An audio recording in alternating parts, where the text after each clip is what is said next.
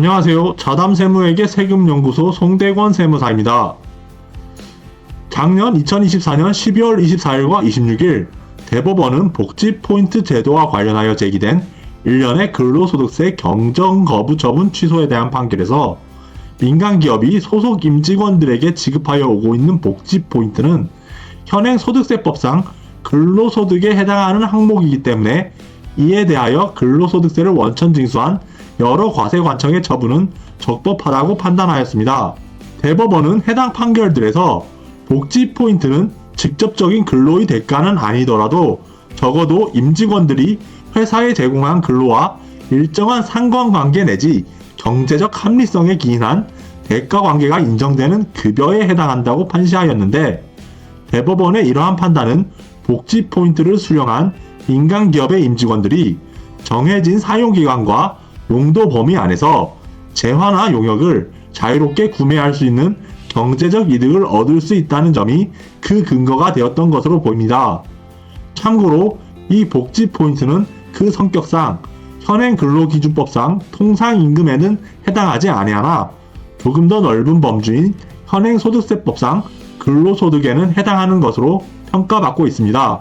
이처럼 민간기업 소속 임직원들에게 부여되는 복지 포인트는 근로소득에 해당한다고 규정하고 있기 때문에 과세관청과 국민건강보험공단은 이에 근거하여 사기업 소속 근로자들에 대해서는 각각 이에 대한 근로소득세와 건강보험료 등을 꼬박꼬박 부과징수하고 있는 것입니다. 반면에 공무원에게 부여되는 복지포인트에 대해서는 그 소득세와 건강보험료의 부과징수에 있어서 이른바 예외라는 것이 통용되고 있습니다. 즉, 공무원들에게 부여되는 복지포인트에 대해서는 소득세는 물론 건강보험료 또한 부과징수 대상에 해당하지 않는 것이 그 실상이라는 것입니다. 국민건강보험공단은 일찍부터 공무원이 부여받는 복지포인트에 대하여 근로소득세와 건강보험료를 부과징수하지 못하는 현상이 지속되고 있는 것은 이른바 공무원 특혜 시비 문제가 제기될 수 있는 등 형평성에 어긋난다는 문제점을 인식하여 왔습니다.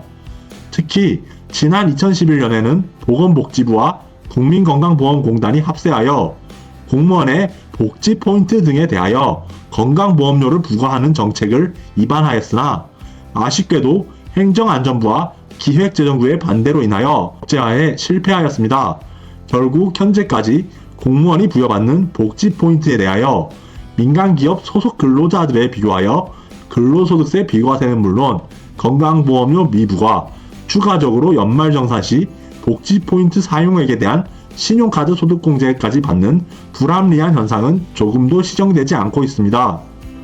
공무원에게 부여되는 복지포인트에 대하여 과세관청과 국민건강보험공단이 근로소득세와 건강보험료를 부과징수하지 못하는 법적 근거와 관련하여 현재 기획재정부와 행정안전부 등은 법제처의 유권 해석을 거친 연후에 공무원 복지포인트는 물론 월정 직책급, 특정 업무 경비 등을 예산 지침상 인건비가 아닌 복리후생비이자 물건비 등 특정 용도가 정해진 실비 변산적 성격의 경비로 규정하고 있습니다. 결론적으로 현행 규정상으로는 공무원의 복지 포인트가 인건비가 아닌 실비 변상적인 성격의 물건비로 분류되어 있는 이상 현행 소득세법상 근로소득에 해당하는 것으로 볼 수 없고, 나아가 건강보험료 또한 부과징수할 수 없다는 것입니다. 이와 관련하여 지난 2019년 8월 22일에 선고된 대법원 전원합의체 판결의 원심인 항소심 재판부는 공무원이 지출한 복리후생적 경비를 사후정산 방식으로 지급하는 것으로 실질적으로 기관 운영을 위한 복리후생 경비의 성격을 갖고 있기 때문에 공무원의 복지포인트를 근로소득에 해당하지 않는 것으로 보더라도 사기업인 하나소속 임직원과 공무원을 합리적 이유 없이 차별한 것으로 평가할 수는 없다고 판시하면서 공무원 복지포인트는 예산 지침상 복리후생비의 일종이라고 단언하고 있습니다. 대한민국 헌법 제11조는 헌법상 기본권 중 하나인 평등권을 규정하고 있는 조문인데, 특히 제1항에서는 모든 국민은 법 앞에 평등하다. 누구든지 성별, 종교 또는 사회적 신분에 의하여 정치적, 경제적, 사회적, 문화적 생활의 모든 영역에 있어서 차별을 받지 아니한다고 규정하고 있습니다. 조세법의 대원칙 중 하나인 조세평등주의는 이러한 헌법상 기본권인 평등권에 그 기반을 두어 모든 국민은 조세와 관련하여 평등하게 취급되어야 하며 조세 부담은 국민의 조세 부담 능력에 따라 공평하게 배분되어야 한다는 원칙을 표방하고 있는데, 특히 특정의 납세 의무자를 불리하게 차별하는 것이 금지될 뿐만 아니라 합리적 이유 없이 특별한 이익을 주는 것도 허용되지 아니한다는 것입니다. 공무원들은 자신들에게 부여되는 이 복지 포인트를 가지고 병의원 진료비, 약값, 안경 구매, 학원 수강료, 책값, 여행 때 숙박시설 이용료, 영화 연극 관람료, 기념일 꽃배달 서비스 요금 등의 매우 다양한 용도로 쉽고 자유롭게 마치 현금처럼 사용할 수 있습니다. 그렇다면 이러한 공무원들의 복지 포인트는 그 경제적 성격이 민간기업 소속 임직원들의 복지 포인트와 동일한 것임에도 불구하고 공무원들에게만 근로소득세 비과세는 물론 건강보험료 미부과 등의 각종 혜택을 부여하는 것은 민간기업 임직원들 같은 특정의 납세 의무자를 불리하게 차별하는 것은 물론 공무원들을 합리적 이유 없이 특별한 이익을 주는 것이기 때문에 이는 조세법의 대원칙인 조세평등주의의 정면으로 위배되는 것에서 더 나아가 헌법상 평등원칙을 노골적으로 침해하고 있는 것입니다.